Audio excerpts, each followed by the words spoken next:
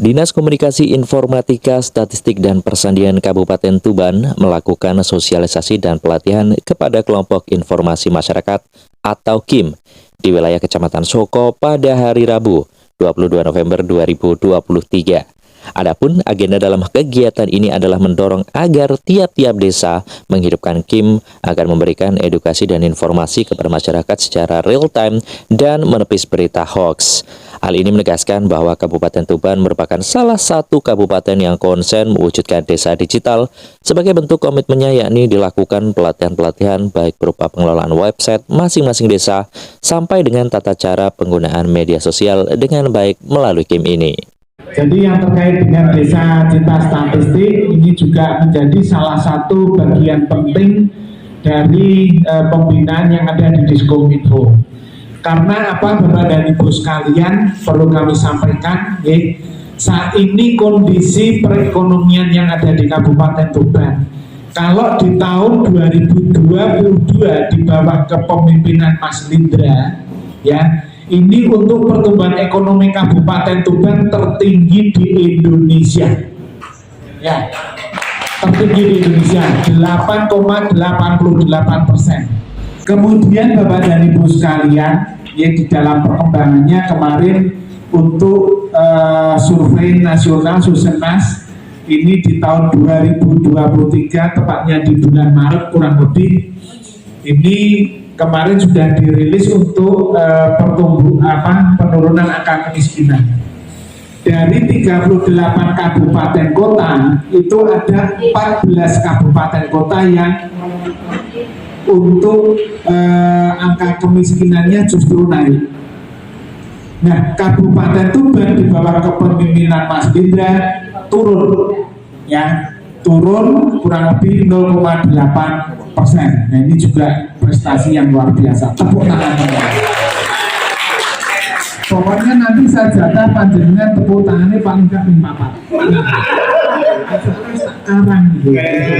Ini kan baru 2, ini masih kurang 2. Ini perlu kami sampaikan Bapak dan Ibu sekalian, tentunya panjenengan yang tergabung di dalam komunitas informasi masyarakat ini mempunyai peran yang sangat penting, khususnya nanti di dalam rangka memanfaatkan informasi-informasi yang ada di baik itu di pemerintah maupun di masyarakat.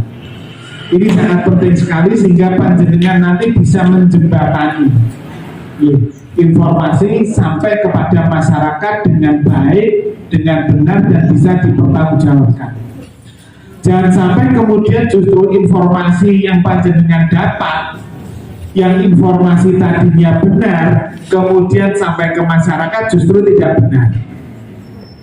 Nah, sehingga salah satunya kami juga dari Diskominfo, pemerintah Kabupaten Tuban melalui Diskominfo ini mempunyai aplikasi, mempunyai inovasi, salah satunya adalah yang terkait dengan klinik hoax. Nah, klinik hoax ini nanti akan dapat diketahui apakah berita-berita tersebut adalah berita yang benar, berita hoax, atau mungkin kesalahan informasi dan lain sebagainya. Ini bisa diketahui melalui klinik hoax, ya. Dan di samping klinik hoax ini juga kami di Diskominfo kebetulan, tapi rasa ditepuk tangani, ya. Soalnya mau tak jatah kan hanya 4, ya. Yang ini tidak usah ditepuk tangani, kebetulan ketuanya saya sendiri, ya. Berarti 5 ini jatah. Tentunya Bapak dan Ibu sekalian, panjenengan nanti sebagai kepanjangan tangan juga yang terkait dengan informasi kepada masyarakat. Tentunya panjenengan akan bersinergi dengan kami, pemerintah Kabupaten Tuban, bersinergi dengan pemerintah kecamatan maupun pemerintah desa. Ini karena untuk KIM ini dibentuk adalah juga dari panjenengan, oleh panjenengan untuk panjenengan semua. Sehingga jangan sampai tentunya informasi-informasi yang sudah benar ini kemudian menjadi salah. Sehingga panjenengan juga mempunyai tugas untuk bagaimana memanfaatkan informasi ini, bagaimana memanfaatkan informasi ini dengan baik dan benar. Ini harapannya seperti itu. Nah, nanti bagaimana teman-teman akan menyampaikan terkait dengan komunikasi seperti apa dan lain sebagainya, nanti akan disampaikan secara teknis. Nah, kemudian yang lebih hebatnya lagi, dan ini kami berharap ini nanti juga ada di desa-desa panjenengan semua. Kemarin kami baru saja ini dengan teman-teman berhasil, karena ini juga menjadi tugas kami yang terkait dengan website, terkait dengan media sosial. Kami terus berupaya sedemikian rupa bagaimana kami ini membranding Kabupaten Tuban. Dan alhamdulillahnya Kabupaten Tuban ini sekarang sudah menjadi rujukan, baik itu tingkat provinsi, tepuk tangan saya, maupun di tingkat nasional. Sehingga kemarin pada waktu hari jadi yang ada di alun-alun ini didatangi oleh beberapa bupati dari Indonesia, misalnya dari Blitar, kemudian dari Blora, bahkan hari ini atau besok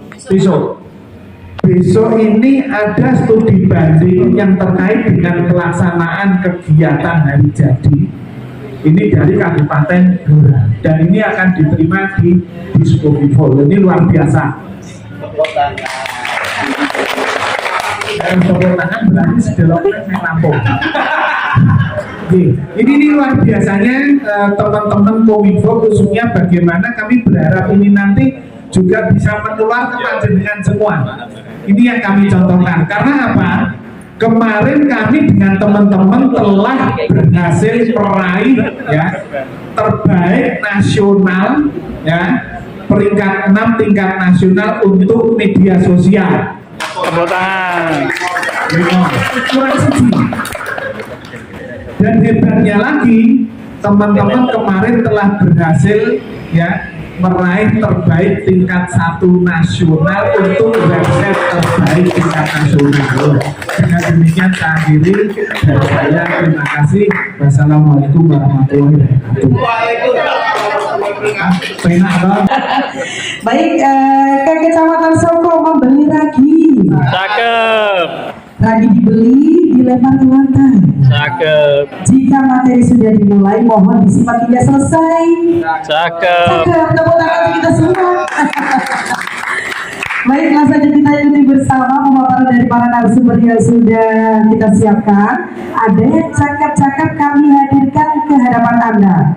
Baik ya, siap-siap. Untuk narasumber pertama kami hadirkan tentunya pemateri terkait dengan jurnalistik. Kami panggil tentunya Mas Agus Habibullah SIKOM. Tepuk tangan untuk Bapak Ibu. Saya Muhammad Agus Habibullah. Saya sedikit ingin menyampaikan pengalaman saja terkait dengan jurnalistik. Kebetulan saya juga dekat dengan Soko rumah saya di Pelumpang. Saya tugas di Diskominfo itu sejak 2012, tapi berkaitan dengan jurnalistik dan penulisan rilis kegiatan sudah sejak 2017. Jadi kurang lebih sekitar 6 tahun saya nulis dari rilis kegiatannya Mas Bupati, kegiatan pemerintahan Pak Kabupaten Tuban, termasuk juga kayak mungkin kalau perangkat desa mungkin sudah ada yang jelasin dengan saya, karena saya juga dari ngumpulin jalan, mutu-mutu pembangunan di jalan. Nah, saya juga kebetulan itu juga foto bayaran. Ini yang pertama secara awal dulu. Materi tentang jurnalis pertama adalah jurnalis itu apa sih sebenarnya? Jurnalis itu adalah kegiatan dalam kepenulisan atau kewartawanan. Kalau panjenengan bisa sering lihat di YouTube, di televisi, radio maupun di cetak, itu juga termasuk bagian dari jurnalistik, cuma beda medianya. Saya akan lebih berfokus di tentang bagaimana penulisan jurnalistik dicetak, atau kalau yang sekarang gampangnya itu bagaimana penulisan itu bisa diaplikasikan untuk menulis caption di Instagram maupun di Facebook. Jadi bagaimana kita TikTok bisa juga, bagaimana kita bisa menyampaikan sebuah informasi dalam waktu singkat, dalam durasi tertentu sehingga bisa diterima oleh masyarakat, asal jangan bias. Assalamualaikum warahmatullahi wabarakatuh. Waalaikumsalam warahmatullahi wabarakatuh. Selamat siang. Ya, siang ya ini. Siang. Baik, perkenalkan, nama saya Berliana Nisya Rahma. Di sini saya akan sedikit memberikan materi, sharing pengalaman, terus referensi yang berkaitan tentang sebuah videografi. Sebelumnya kalau boleh tahu ada pegiat sosmed di sini? Ada Pak, ini Pak Saiful nih Pak, YouTuber Pak ini Pak, ini Pak, ya, ini. YouTuber kondang. YouTuber ya, YouTuber Mas. Ya, Ben Arif channel Mbak. Apa? Ben Arif channel. Oh, subscribe. Terus ada yang pegiat UMKM yang sering bikin konten gitu. Bukan. Pak, Ben Arif nih Pak. Admin sosmed desanya mungkin atau mungkin admin sosmed kecamatan Soko gitu. Itu Mas Muri seputar Soko. Mungkin ada selebgram. Oh iya, ada. Oke. Baik. Sekarang ini selebgram nih. Terima kasih banyak. Di sini saya akan memberikan sebuah materi yang berkaitan tentang sebuah konten. Yang pertama ini ada bentuk konten. Nah, itu konten itu adalah informasi yang diberikan melalui media elektronik, terus macam-macam ya, ada sosial media, ada Instagram, Facebook, terus buat website juga bisa, YouTube, nah itu bermacam-macam. Bentuk konten sendiri itu ada 3. Yang pertama ada visual. Yang visual itu dibagi 2, foto dan video. Lalu ada desain, yang nanti juga akan ada narasumber ketiga terkait desain, dan yang ketiga ada teks yang tadi sudah dijelaskan oleh Mas Agus tentang jurnalistik. Nah, di materi saya sendiri akan menjelaskan tentang visual, foto maupun video, karena menurut saya sebuah video, karena yang materinya kan 3 ya, saya anggap video itu sama dengan foto. Melainkan perbedaannya ada di video itu adalah foto yang bergerak. Kalau foto kita jepret cuma sekali, ya udah itu bentuknya foto. Tapi kalau video itu adalah kumpulan dari beberapa foto.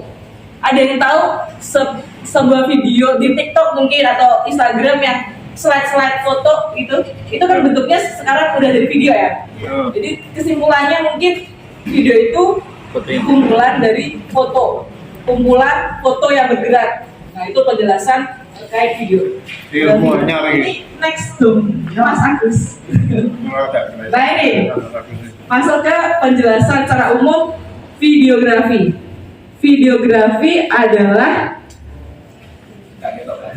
media yang digunakan untuk merekam suatu kejadian dalam bentuk gambar yang bergerak menggunakan kamera. Nah, kamera itu juga nggak hanya kamera yang profesional.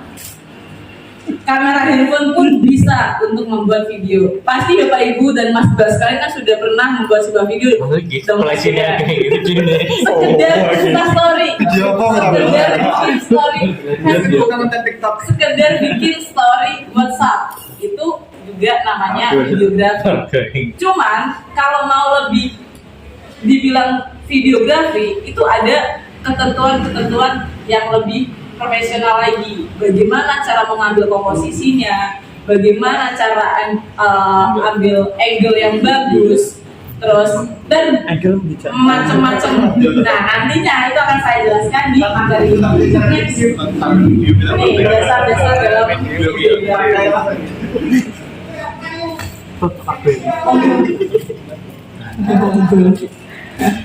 Oke, yang pertama yang akan saya jelaskan yaitu komposisi. Komposisi videografi ini bertujuan untuk memberikan video tersebut bisa lebih mudah tersampaikan, lebih mudah dipahami, lebih mudah atau lebih enak dilihatnya. Yang pertama, sebelumnya komposisi itu ada banyak, tetapi akan saya lebih persempit agar lebih mudah ketika Bapak Ibu dan Mas Mbak sekalian ketika atur di lapangan. Saya persempit jadi 4. Karena ini seringkali digunakan. Yang pertama, rule of third. Nah, rule of third sendiri itu bahasanya yang lebih mudah, yaitu pengambilan gambar subjek diletakkan di sepertiga bidang frame. Seperti yang ada contohnya itu. Budaya Peru itu kayaknya udah kemana-mana itu. Saya termasuk yang baru tahu ada konten seperti itu. Itu juga dari kecamatan sini. Nah, monggo potensi-potensi yang ada di Soko ini dibikin sebuah konten dari komunitas informasi masyarakat. Kayak nggak sulit gitu loh. Oh ternyata mudah ya. Ini loh gampang. Jadi nggak usah mikir seperti yang disampaikan tadi Bang Mati lah. Nggak ada yang lihat. Jangan seperti itu. Berpikirnya bikin dulu sesuatu yang sederhana, ya kan? Dari media yang kita punya. Misal contoh sekarang kita punya HP, ya udah itu kita manfaatin gitu. Itu yang kedua. Kemudian yang ketiga, manfaat lagi punya media sosial, kemudian kita open dengan ingon-ingon kita, entah itu website, media sosial dalam waktu dekat, dan bahkan ini kita udah publish ke media sosial kita. Ini ada Sobatkom Award, Sobatkom Award ya Kak Sofi ya, bener ya? Sobatkom Award bener ya? Itu sekarang sudah proses pendaftarannya tanggal 1 sampai 3 Desember. Kita tunggu dari Soko ada berapa kiriman yang mendaftar. Nah, siapa yang berani, mungkin dari timnya mana Kang Arif silakan, atau dari tim lain, atau dari organisasi lain, mungkin versi kecamatannya Soko berani. Karena yang kita lombakan itu adalah website OPD kecamatan, tim, dan misal puskesmas seperti itu. Intinya itu yang berorganisasi.